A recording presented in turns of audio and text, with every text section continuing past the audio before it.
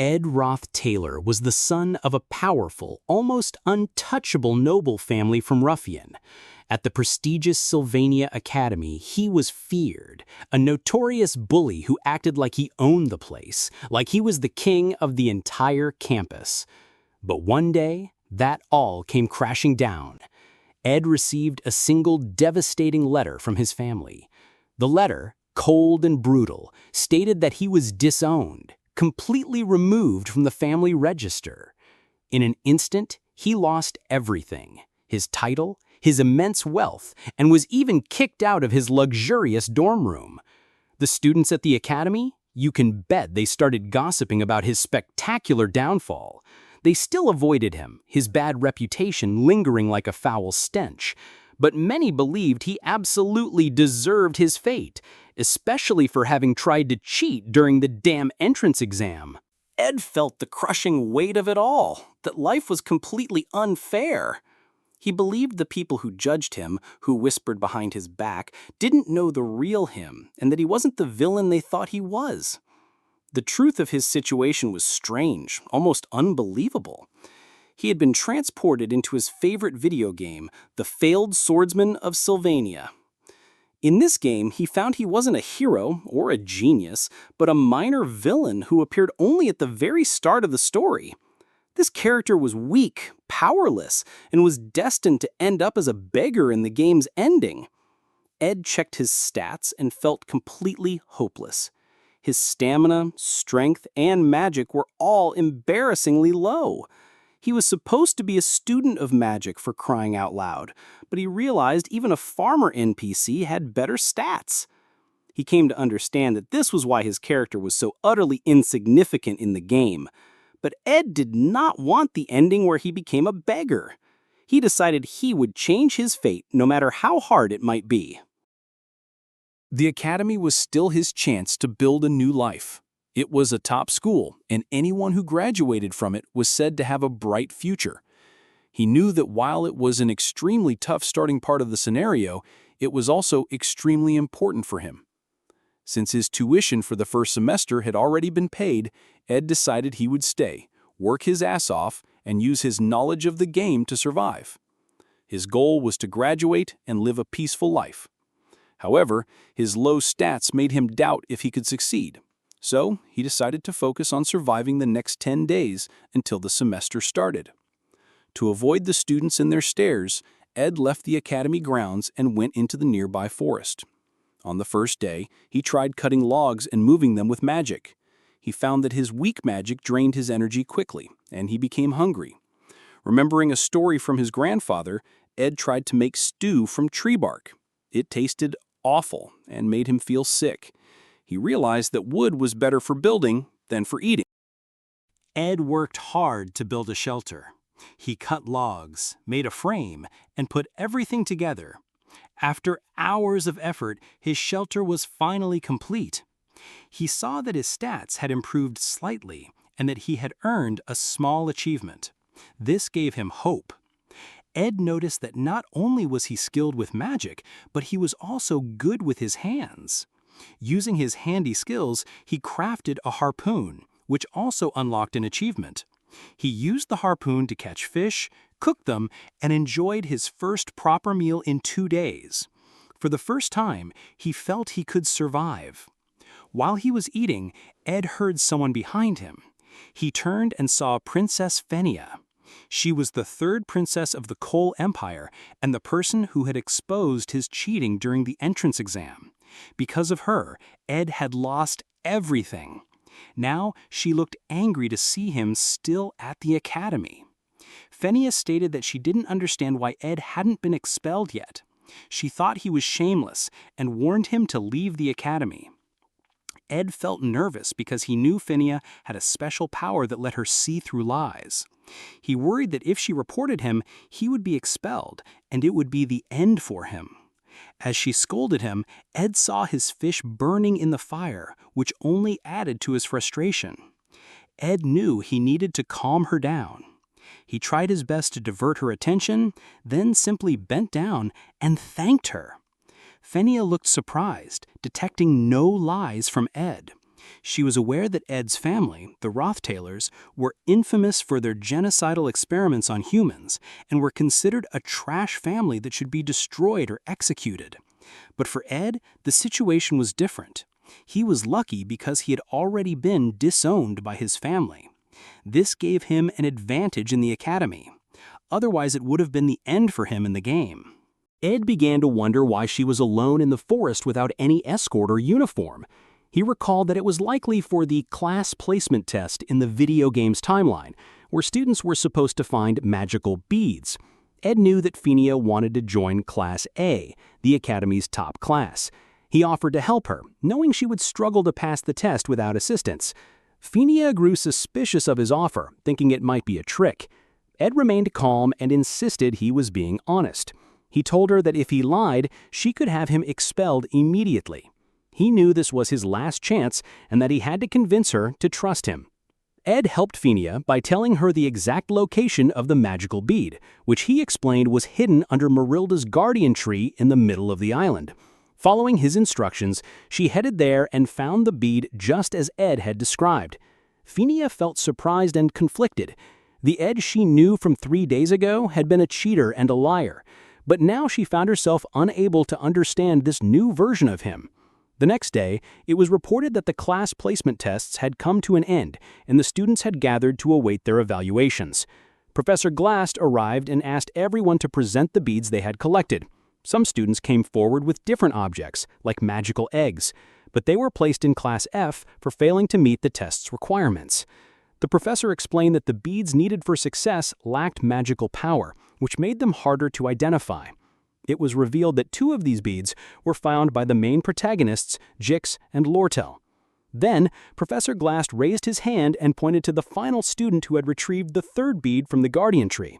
He declared the student to be at the top of the class, leaving everyone in awe. Sitting by the riverside, Ed made a crude fishing rod, earning another achievement. Ed remembered from the game that Princess Phinia had developed sharp judgment skills because she had grown up dealing with people who flattered her or lied to her. She had become so good at spotting lies that no one could trick her. But this skill had also made her life harder. In the game's original story, Phinia was given the title Princess of Love, not because of her beauty, but because of her hard work. She failed the class placement test and worked hard to improve, eventually proving herself and earning respect. Ed knew that if he told her where the magical bead was, he could avoid being expelled, but it would ruin the original story. He was aware that if the story changed too much, all the knowledge he had about the game would become useless and he would lose his advantage. However, the information Ed gave Phinia about the bead, though seemingly a gift, was actually a cleverly laid trap. Phinia wanted to keep her royal identity a secret because she felt embarrassed by the special treatment her status brought. She wanted to prove herself without relying on her status. While the bead would have guaranteed her top results in the placement test, she could not accept it because finding it without her own effort would have compromised her values. Phinia was determined to walk the righteous path, which is how she earned the title Princess of Love in the original story. Since Ed couldn't lie to Phinia, he used mind tricks to control the situation. As he predicted, Phinia refused to take the bead, leaving her without the item she needed to pass the test. Instead, another student, Lucy, found the bead. Phinia was angry and frustrated. She knew Ed had told her the truth, so she couldn't punish him, but his actions had ruined her chance to succeed on her own. Ed felt relieved and happy to have retained his spot in the academy and to have kept the story on track. He quickly headed back to the academy to attend the opening ceremony for the new semester. At the ceremony, Ed ate and enjoyed the food, feeling more at ease than before. Many students noticed the change in his behavior. They saw that the Ed they once knew as a bully and an infamous troublemaker now seemed like a completely different person. Ed's focus was now clear. His one and only goal was to graduate from the academy. Among the groups of students, there was one girl who couldn't help but notice Ed. She observed him closely, surprised by how much he seemed to have changed, as if he were an entirely new person. On his first day back at the academy, the faculty praised everyone who had made it to the academy into its new, improved form. However, Ed was unexpectedly called to meet the principal.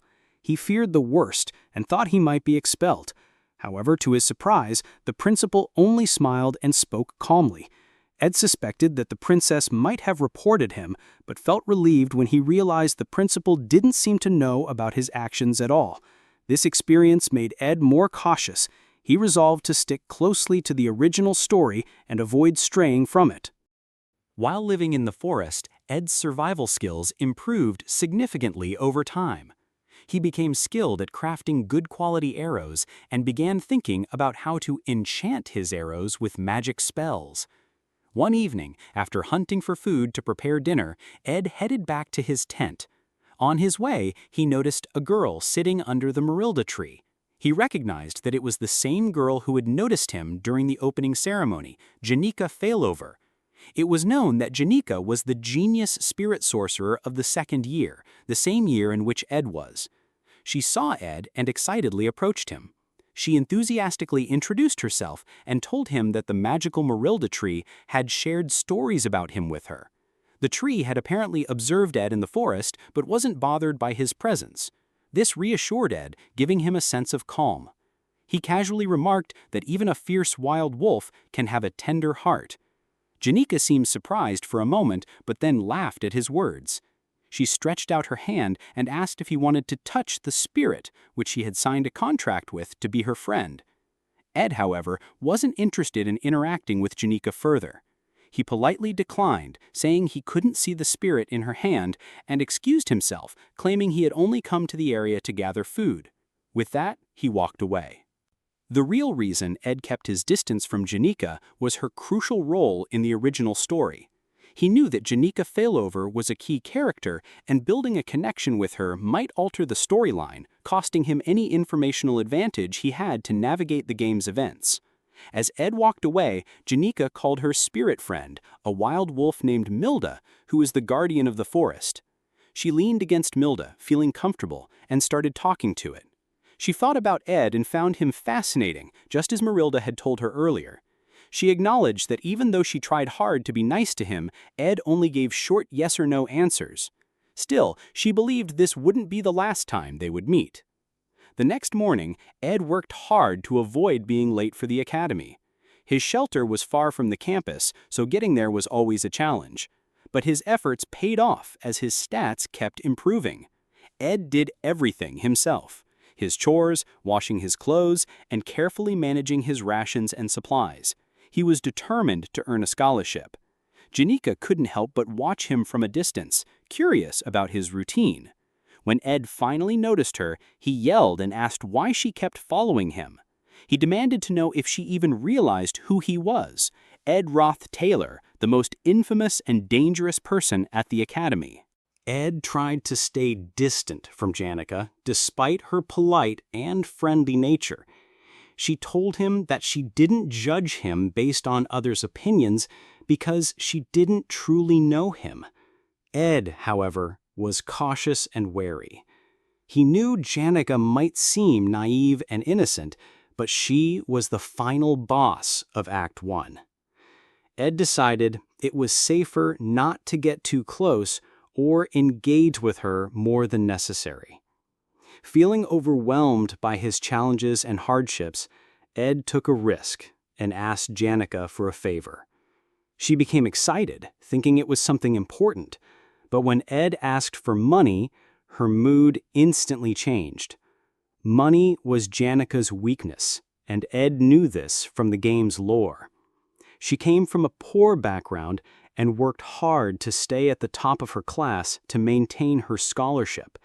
She knew that without it, she wouldn't be able to continue her education. With a downcast expression, Janika apologized and walked away, leaving Ed feeling conflicted.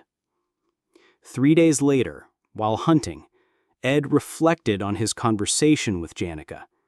He regretted asking her for money, but knew he had no choice but to avoid entangling himself with key characters to preserve the original storyline.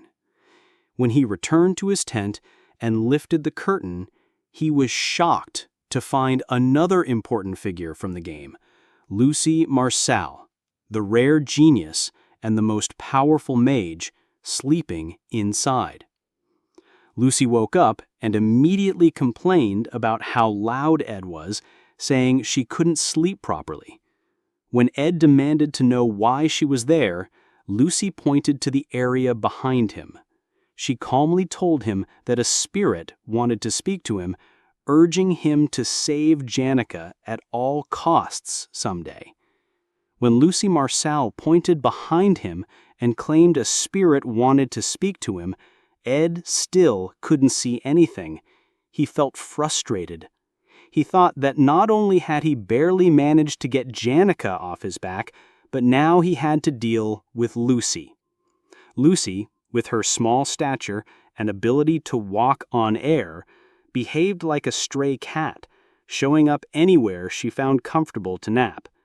To make matters worse, it was reported that she was now using Ed's campsite and resources to skip classes and rest. Ed blamed himself for the situation and realized he needed to act quickly before her presence caused the storyline to deviate further. As the game's story progressed, the first major quest finally appeared: Joint Combat Training. This was described as a mock one-on-one combat exercise where students used fake weapons to reduce lethality as much as possible. It was also the moment when all the main characters of the game were introduced and met for the first time. Among them stood the main protagonist, the hero of the game, Taylor, the failing swordsman of Sylvania Academy.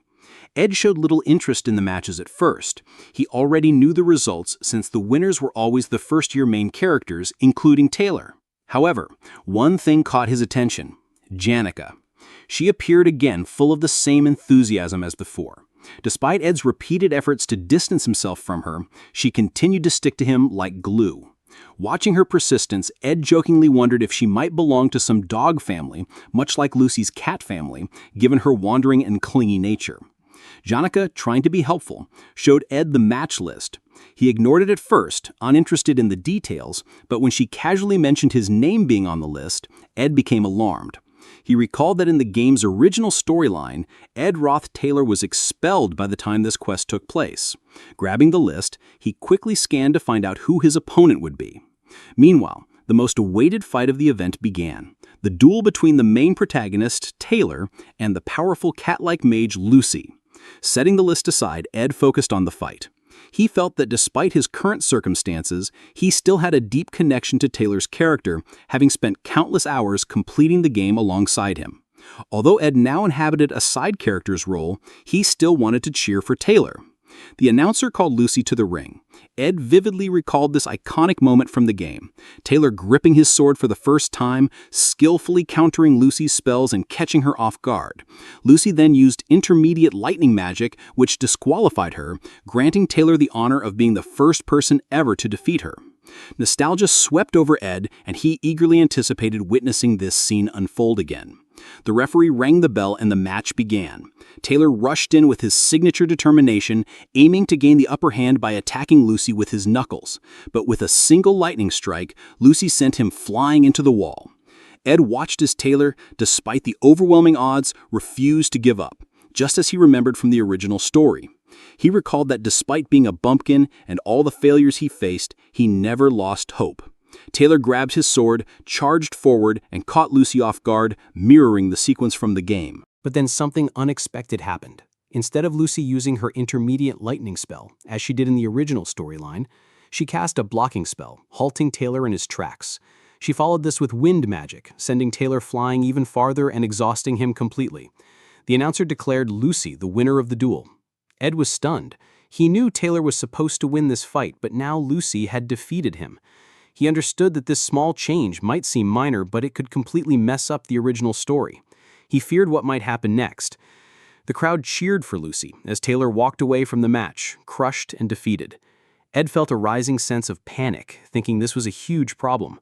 He quickly realized that the magic Lucy used wasn't normal. It was continuous magic, the kind that could only be obtained by forming a contract with a high-class spirit. In the original storyline, Lucy and the forest guardian spirit, Milda, had no connection. However, he concluded that Lucy's unexpected visit to his campsite must have led her to accidentally form a contract with Milda, making her far stronger than she was supposed to be. Ed blamed himself. He felt this change in the storyline was his fault, and now the story was spiraling out of control. He knew Taylor, the main hero of the game, was never meant to lose this match. The announcer then called for the next match, Ed Roth Taylor versus Princess Fania. The princess, still holding a grudge against Ed, eagerly prepared to settle the score in the duel, but Ed didn't even acknowledge her.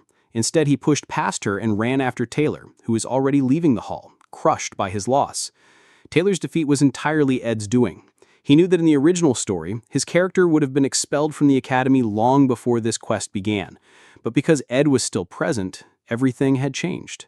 And now Taylor's loss risked ruining the entire storyline. Catching up to Taylor, Ed urged him not to give up.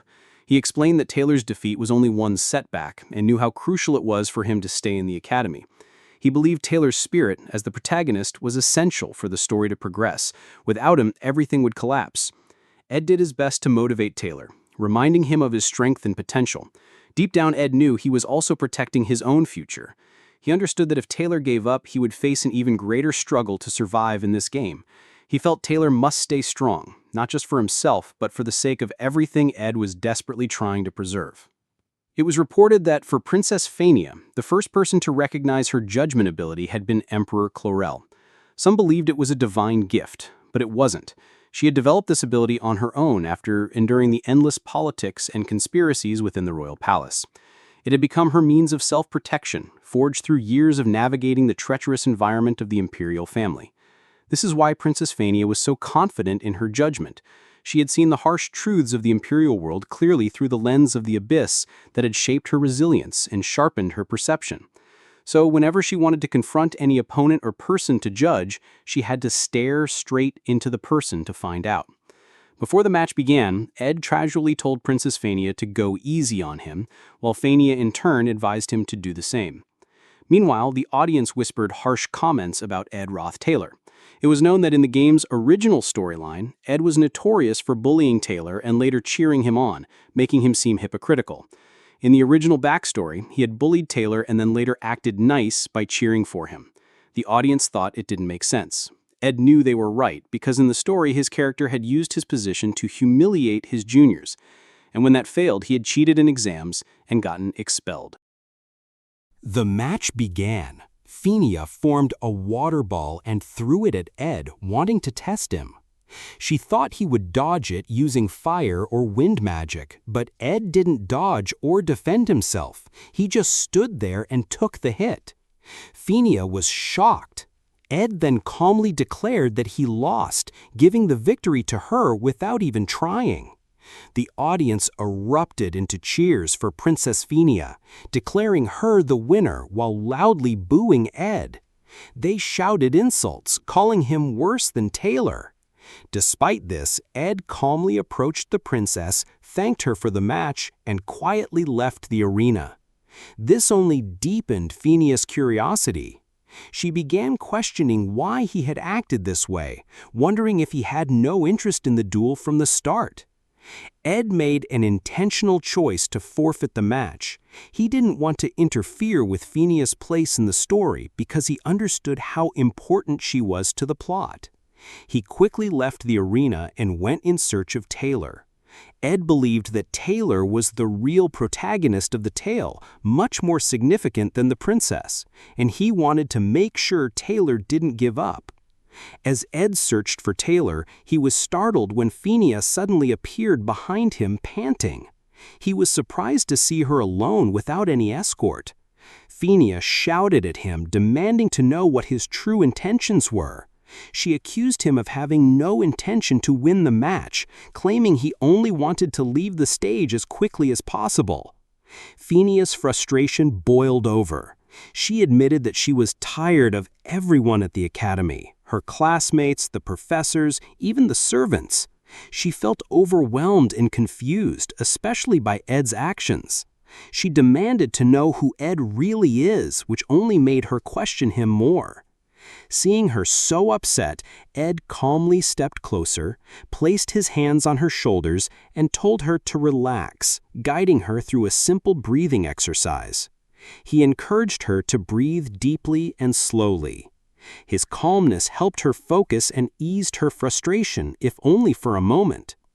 Feeling calmer, Fenia realized how she had acted earlier and apologized to Ed for her behavior. Ed noticed that she had relaxed a bit and looked for a way to leave so he could continue searching for Taylor. But Fenia started opening up about her struggles and sadness from living in the royal palace. She talked about how hard it is to deal with constant politics and schemes, which have taken a toll on her. Even after sharing her feelings, Fenia still wanted answers. She asked Ed why he picks on Taylor. She wonders if it's because Taylor has a troubled background and Ed wants a reason to be downed by his own family. Ed knew there was some truth in what she said, but he pretended not to understand. He avoided giving her a clear answer, knowing it's not the right time to explain everything and fearing it could mess up the story even more. Fenia became annoyed again. She demanded to know why Ed bullied Taylor but now supports him even though he tried to expel him. Ed kept dodging her questions, giving vague and unrelated answers. This made her even angrier, but without proof to confront him, she let him go, though she remained suspicious. At the door, Ed stopped and turned back to Fenia. He told her that while she needs to focus on the tricky politics, she also needs to rest. He reminded her that the academy isn't like the palace. Here, she doesn't need to worry about everything all the time. Fenia was caught off guard by Ed's advice. She was surprised he understood her struggle so well. It left her curious, as no one has ever seen through her like that before. Ed, aware that his words might have a profound effect, left Fenia and continued searching for Taylor, hoping he wasn't too late. Finally, he found Taylor sitting alone, holding his broken sword, looking sad and lost. Just as Ed moved closer, someone stepped in his way. It was Isla, the main heroine of the game. She firmly told Ed not to get any closer or bother Taylor, standing in his way to protect Taylor from further trouble. Isla blocked Ed and firmly told him that Taylor didn't need to deal with him anymore. She accused Ed of causing enough harm already. Then something surprising happened. Taylor, despite looking defeated and broken after the match, stood up. He confronted Ed with a determined expression, asking why Ed was still at the academy. Ed was surprised by Taylor's strength to keep going. He saw that even after such a crushing setback, Taylor still showed his fighting spirit. Having played the game with him countless times, Ed knew that Taylor's strength lay in never giving up, no matter how strong the opponent. He also saw the positive influence of Isla, Taylor's childhood friend and biggest supporter, who was always there to motivate him and lift his spirits. As Taylor demanded answers, asking what Ed's real intentions were, Ed simply praised Taylor's swordsmanship during the duel. He acknowledged Taylor's impressive skills, a genuine compliment stemming from his experience in the game where he had fought alongside Taylor until the very end. Ed turned to leave, telling Taylor he had just come to see him and wasn't planning anything. He insisted he had no schemes or hidden motives. While Taylor might still doubt him, Ed felt relieved, not because the storyline was slightly off course, but because Taylor, the hero he knew so well, was standing strong. As Ed walked away, Taylor and Isla glared at him, annoyed by his calm attitude, thinking he was trying to act cool despite everything.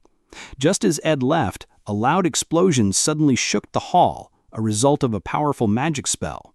Ed immediately recognized this scene from the game. He knew this was a key event during the legendary duel between the Golden Daughter Lortel and Yannicka Failover. He recalled that in the original story, Taylor and the other main characters were supposed to watch this match in the hall, but with the changes in the storyline, Taylor and Isla were now outside. Ed decided it's okay since the match was still happening and they may be watching from outside. He understood this duel was important because the winner would become the final boss of Act 1 in the game. Yannicka and Lortel's battle became fierce. Lortel used ice magic to stop the fire spirit Yannicka had summoned. However, the fire spirit's strength overwhelmed the ice, melting it and striking Lortel. This made Yannicka the winner of the match. The crowd cheered for Yannicka, excited that a second-year student had won. However, Yannicka noticed Lortel being carried away by medics. She felt guilty, realizing she accidentally used an intermediate magic spell, which violated the rules. Fortunately for her, no one seemed to have noticed the mistake, but she got traumatized by what she had done to her opponent. It was noted that, unlike in the original game story, Lucy had now defeated Taylor, and the whole quest concluded with Yannicka becoming the only senior winner, protecting the pride of the past enrolled students. Watching this, Ed noted that things were about to get even more hectic for Yannicka, but he considered this a relief, as it might mean she wouldn't bother him at his camp anymore.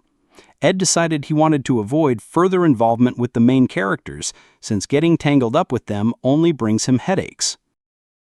2 weeks passed after the joint combat training quest, and Ed focused on improving himself. He reported that he had significantly boosted his stats during this time. Now he could study and survive without relying on any of the main characters. His physique, stamina, and other skills grew stronger, making his body more resilient. While bathing in the river, Ed spotted Yannicka sneaking up on him. Embarrassed, he yelled at her for invading his privacy. Later, they sat together near the campfire. Yannicka expressed how much she liked Ed's camp, describing it as a top-secret base, perfect for adventures. She mentioned she needed his advice on something and asked for his honest opinion. Curious, Ed asked why she came to him instead of seeking help from her other friends. Yannicka explained that after Ed had left the hall, her match against Lortel had ended in her victory. However, during the duel, she had accidentally used an intermediate-level spell, which wasn't allowed, and had injured Lortel. Now she felt guilty and couldn't shake the thought that she had overreacted. She explained that she didn't want reassurance from her friends, as they would likely tell her she did the right thing. Instead, she wanted an honest opinion about whether she should apologize to Lortel. Ed told Yannicka to do whatever felt right to her and to apologize if she believed it was the right thing to do. He pointed out that while Yannicka was bubbly, cheerful, and cherished by everyone as the perfect friend, feeling guilty or self-critical wouldn't erase the mistakes already made. He stated that people might encourage her and take her side, but that alone wouldn't undo what had happened. Hearing Ed's straightforward opinion, Yannicka felt happy that he didn't take sides blindly. She noticed how much Ed had changed compared to the person he had been last year. Though she was a lively and smiley girl, she was also a keen observer. She remembered how when Ed had once asked her for money, he didn't show the desperation most people would. Instead, his behavior had subtly signaled her to keep her distance from him. Yannicka found Ed intriguing and admitted she liked him a lot. She told him she wished more people were like him, as he had become a source of strange but comforting reassurance for her. The next day at the academy, Ed found himself in serious trouble, as Lortel kept following him and calling out to him despite his best efforts to ignore her.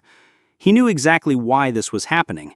He recalled that the game, The Failed Swordsman of Sylvania, was considered a masterpiece, with only a few players managing to reach its true ending. Most new players encountered bad endings early in the story, often caused by wrong decisions or failing to save important characters.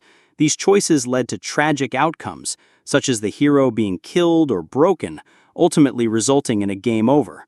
He knew that Lortel, in the early stages of the game, was a hidden hero assigned to a specific role.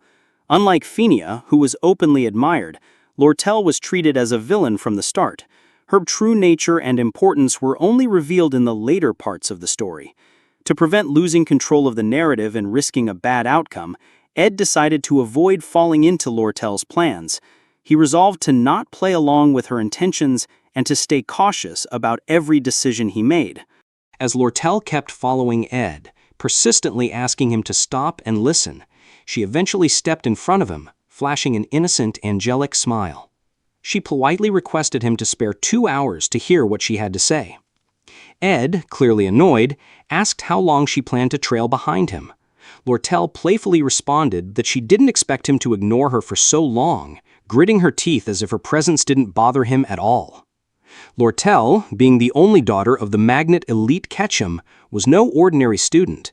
As part of the elite, she was deeply entangled in the political rivalry with Princess Phinia for control over the academy. Ed, however, had no interest in getting involved in her schemes. Determined not to fall into her cunning trap, he briskly resumed walking, hoping to shake her off. Undeterred, Lortel continued with her sweet, flattering words, trying to win his attention. She even offered to help him with anything he needed. Ed, unimpressed, advised her not to make promises she didn't truly mean. Yet Lortel refused to give up. She stepped in front of him again, this time with even more charm, claiming to have great respect for him, despite the rumors of him being arrogant and self-centered. To make her offer more enticing, Lortel took out 3 gold coins, worth an entire month's earnings for most students, and presented them as a down payment, hoping to finally get Ed's attention. Lortel then made her offer. She stated that she wanted Ed to be friends with Yannicka. With a sly, fox-like smile, she slipped the 3 gold coins into his pocket, saying that having more people on her side was always a good thing. Ed studied her carefully, and with a hint of curiosity, asked if the famed Golden Daughter also bought her connections. Impressed by Lortel's understanding of her political position, Ed realized she was already strategizing for control of the academy. He saw that, despite being a first-year student, she was gathering allies to strengthen her influence, which he found remarkable. He extended his hand for a handshake, acknowledging her ambition. During the handshake, Ed shared a lesson with her. He said that for people who had always been rich, even a small moment of poverty could break their spirit. But for those in desperate situations, he explained even a small amount of money could make them abandon their pride, betray their families, or even sell themselves. He remarked that taking advantage of desperate people was surprisingly easy and common, and that he was neither desperate nor wanted to take money for any cunning offers. After saying this, Ed pulled his hand away and placed the coins back in her palm. Then he walked off, leaving Lortel stunned and amused by his cleverness. Ed felt frustration, knowing that accepting the money could have made things easier for him, but he knew he couldn't risk altering the storyline. It was reported that Lortel Ketchum did not feel insulted by Ed's straightforward rejection. She understood the balance of benefits and risks all too well. It was known that in the game she was the ideal business strategist, always seizing any opportunity that came her way. Her character was known to turn situations to her advantage in the game. In other words, Lortel had a determined attitude to turn Yannicka Failover into one of her allies for political benefits. At night, Yannicka visited Lortel's quarters. Lortel greeted her with a playful smile, teasing that she hadn't expected a visit. It was their first meeting since their intense duel. Yannicka apologized for using an intermediate-level spell during the joint combat exercise, acknowledging the rules she had unintentionally broken. Noticing Lortel's injuries were still visible, she expressed concern. However, Lortel brushed it off lightly, assuring Yannicka that her wounds would heal soon. Then, with a playful grin, Yannicka casually shifted the topic and asked if Lortel's conversation with Ed had gone well, adding a bit of dramatic tension. Lortel was caught off guard and tried to deflect the question, claiming she didn't understand what Yannicka was referring to. Yannicka, grinning knowingly, revealed her spirit powers, saying that although she usually kept her spirits away from personal matters, they enjoyed eavesdropping on conversations.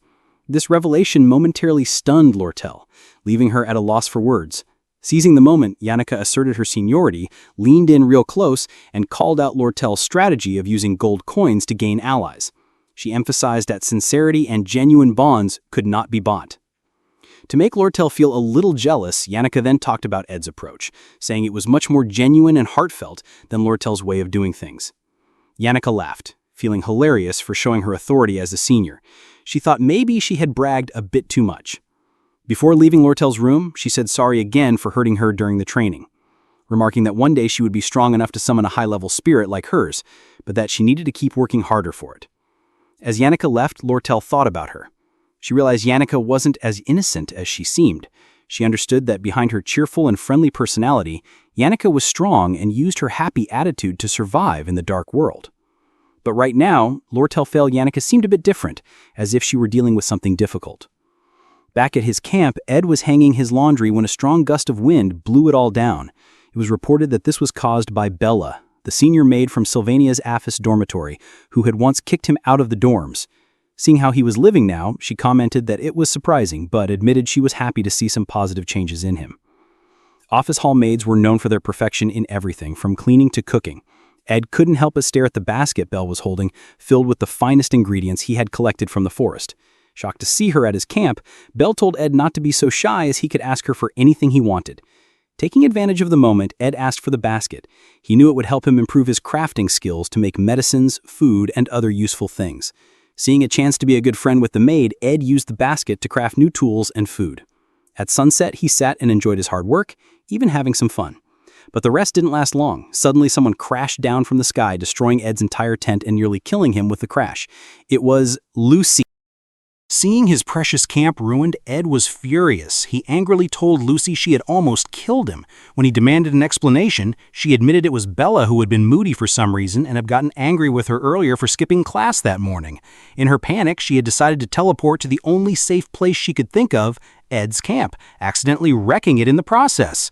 Feeling no remorse, Lucy complained she was hungry and asked Ed if he had any beef jerky. Furious, Ed smacked her on the head and yelled at her for causing such a big mess. He was surprised when the most powerful mage didn't defend herself with a protective spell. Lucy winced and explained she was out of magic, which gave Ed the perfect opportunity. He decided to teach her a lesson for destroying his camp and skipping her classes. At the library, Ed was busy searching for a book to help him learn how to build a sturdier house using real wood. He focused on understanding the materials needed, planning the structure, and mastering techniques like smoothing wood and finishing a roof. As he flipped through the pages, he noticed it was almost closing time. While he was packing up the books, a girl approached him with a friendly remark about his dedication to studying. Thinking she might be the librarian's apprentice, Ed quickly apologized for staying late. The girl, smiling warmly, reassured him that it wasn't a problem. She said that seeing someone study so seriously motivated her to work harder too. She introduced herself as Ela Elan, a first-year student in the Faculty of Magic. But when Ed told her his name, she froze for a moment, looking surprised. Ed wasn't surprised. He was used to people reacting this way because of his character's notorious reputation. Ela quickly smiled and said he seemed very different from the rumors. She was especially amazed that he had managed to read and understand difficult books on elemental studies so quickly. She admitted it was hard to believe it was the same Ed everyone talked about. Before leaving, Ela said she would be cheering for him and wished him a safe trip back as she had to return to her dorm to clean up, leaving Ed feeling slightly encouraged by her kind words. Suddenly, a loud crash shook the ground in the library, causing books to tumble from the shelves and fall on Ed and Ela, creating chaos all around. It was reported that this marked the start of the final chapter of Episode 1 in the game. On campus, students rushed toward a temporary camp led by the main character, Taylor. Among them, Ela, noticing the disaster, recalled a passage from a spirit book she had once read. It spoke of a summoning ritual for Glaskin, the highest-ranked dark spirit. Vania listened intently as Ela explained that only someone with a strong connection to spirits could summon Glaskin, and that person was Yanika Failover. As per the storyline, Yanika, now the final boss of Act 1, had lost control of the dark spirit, allowing it to take over her completely. Vania, understanding the gravity of the situation, realized that the barriers protecting the temporary camp would only hold for a limited time. Taylor stepped up and urged everyone to head to the student center immediately. He explained that if Glaskin fully manifested, the chances of casualties would be extremely high, and the group must act quickly to ensure everyone's safety. The Royal Guard captain reassured the students not to worry, explaining that the faculty and expert majors would notice the situation soon and intervene. However, Alvara Aniston, an outspoken member of the alchemy faculty, urged immediate action from within. She warned that the dark spirit's power was too dangerous to wait for help, especially since Principal Oral was out of town. Alvara then called for volunteers to face the threat directly. Clebius, a combat department student and another key character, quickly refused to volunteer, clearly frightened by the immense power of the dark spirit. He explained that while intermediate-level spirits guarded the building where Janica was located, two high-ranked spirits, Tarkin and Philosopher, were also inside. He claimed entering the building was suicidal and strongly opposed the idea. Alvara grew more puzzled, questioning how Janica, still a student, had managed to summon all these spirits, including the effort to summon Glaskin, the highest-ranked dark spirit. Ela, with her knowledge of dark spirits, explained that such spirits were natural enemies of spirit sorcerers. Their overwhelming power often exceeded the control of even skilled sorcerers. This likely explained why Janica couldn't handle them, leaving her vulnerable to being overpowered. The dark spirits, now in control, were using Janica's abilities to summon Glaskin with the help of Tarkin and Philosopher, spirits whose controlling their command was a mystery. As everyone debated the best course of action, Jix stood up and reminded the group of the importance of making a decision quickly. He suggested that only Princess Fania could devise a proper strategy. All eyes turned to Fania as they waited for her command. Fania, reflecting on Ed's earlier remarks about the burden she carried and the importance of peace of mind, took a moment to think. Finally, she announced her plan. She stated that only the top students from each year and the Royal Guards would volunteer for the mission. She ordered them to prepare within an hour to enter the building, free Janica, and stop the summoning of the highest-ranked dark spirit Glaskin before it could cause further destruction. Princess Fania encouraged everyone to steel their resolve, promising to take full responsibility for the mission. Just then, a student ran up to her, panting and visibly distressed. He informed the princess that the residents of the teaching area would not be able to assist as they were already defending Audrey Hall to protect the potion archives from attacks. Realizing their limited numbers, Phinia asked if there are any other students who can help. Suddenly, another student, a frightened girl, rushes to the princess, trembling as she reports an emergency in the library. She reveals that Ela, the librarian apprentice, and a sophomore student are trapped in there. Hearing Ela's name, Jix immediately reacts. Grabbing the girl by the shoulders, he demands confirmation that Ela is still in the library. When the girl confirms, Jix panics, stating that he must save his best friend immediately because Ela has no way to defend herself. Phinia quickly intervenes, commanding Jix to calm down. She reminds him that stopping Yannicka and the dark spirits must be their top priority. Phinia assures Jix that Ela might be safe, since a sophomore student is also with her. However, Jix questions the reliability of an unknown student and how they can trust them to protect Ela. Phinia turns to the girl and asks if she knows the identity of the sophomore student in the library. The girl, shaking with fear, hesitates, unable to speak. Jix grows impatient and presses her for an answer. Finally, in a shaky voice, the girl confesses that the sophomore in the library is none other than Ed Roth Taylor. Her answer leaves everyone in shock. The girl starts crying, apologizing for abandoning the library earlier. She explained that she had left Ela in charge because Ed was staying late into the night and his presence had annoyed her. Jix becomes furious, refusing to leave Ela alone with Ed, whose infamous reputation precedes him. His anger and worry for his best friend escalate the tension in the room.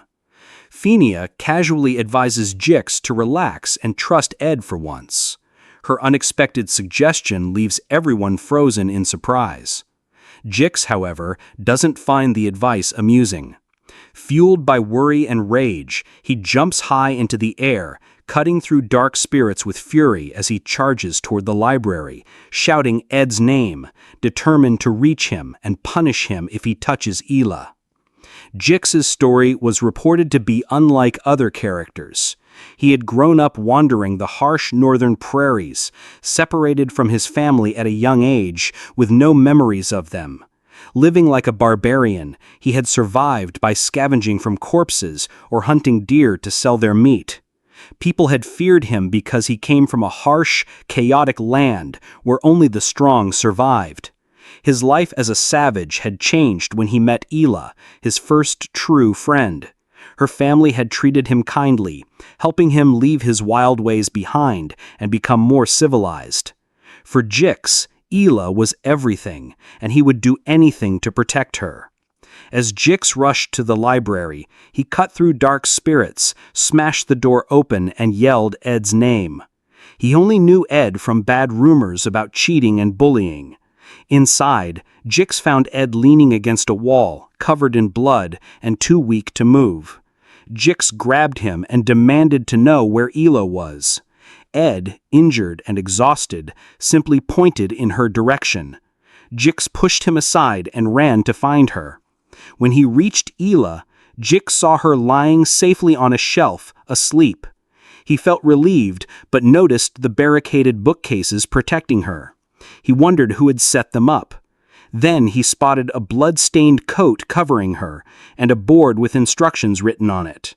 Realizing the blood wasn't hers, he understood that Ed had protected her, fighting off dark spirits and guarding her even while injured. Moments earlier, it was revealed that Ed had used his strength from training to lift the heavy bookshelves and carry the unconscious Ela. He had set up barricades around her for protection, placed her inside and written instructions on a board nearby. Then he had stayed to guard her. From the library window, he had noticed the summoning rune, but had closed the curtain, choosing not to interfere with the major storyline involving other key characters. He had reflected on Yannicka's impressive connection with spirits, and had wondered how she could have turned to the dark side, summoning and controlling materialized spirits, something he found impossible for himself. When dark spirits had approached Ela, Ed had fought them head-on. After defeating the intermediate-level spirits, he had noticed his stats had slightly improved. Surprisingly, he had even unlocked some spirit connection abilities, leaving him curious about his potential. As Jix carried Hila to safety, he asked Ed what had happened in the library. Ed casually replied that he was just training. Jix laughed at the response and thanked Ed for saving Hila, promising to repay the favor someday. Ed recognized Jix as Taylor's trusted ally and best friend. In the game, Jix played a crucial role in the storyline. Knowing Jix played a crucial role in the storyline, Ed advised Jix to join Taylor and follow his lead to fix the ongoing chaos. Jix was surprised by Ed speaking so highly of Taylor, as they barely interacted. However, Ed's motive was to ensure Taylor unlocked his slash element, essential for defeating the high-rank spirit Tarkin with Jix's help as it happened in the original game's storyline. Jix thanked Ed for the advice and left, allowing Ed to finally rest.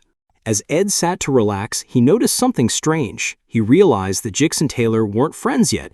He remembered that in the original game, Taylor and Jix became friends after a duel, where Taylor learned the slash element by cutting through Jix's magic. This event was supposed to happen before the Act 1 finale, but now things were happening earlier than planned. He understood that without their friendship, Taylor hadn't learned the slash element, which was key to defeating Tarkin. Ed realized the storyline was falling apart and changing. Back at the camp, Jix returned with Hila and apologized for being late. The team told him it was no use, as they had already tried and failed to invade. The captain, soldiers, and some students were injured, and they had had to retreat. Now they didn't have the strength to fight Tarkin again. Ed arrived at the camp, surprising everyone. Seeing the situation, he realized the ritual to summon Glasskin was almost complete. He knew that if they didn't act soon, everything would be destroyed. Ed knew that stepping in would change the storyline, but he had no choice if he wanted to save the game world. He took charge, forming 2 teams and deciding to lead one himself. From that point on, Ed chose to step into the storyline to stop the disaster. Seeing Ed Roth Taylor, everyone was shocked and kept their eyes fixed on him. What an insane series of events. Ed goes from a hated outcast to the secret protector of the Academy, all while trying to keep the game's story from completely derailing. But with his actions causing unexpected changes, like Lucy's new powers and Taylor's early defeat, can he really control the outcome? And what will happen now that he's been forced to take center stage? If you're dying to see how Ed's survival guide continues, smash that like button, hit subscribe, and ring that notification bell so you don't miss a single moment of this chaotic Academy life. Let me know in the comments what you think Ed's next move should be.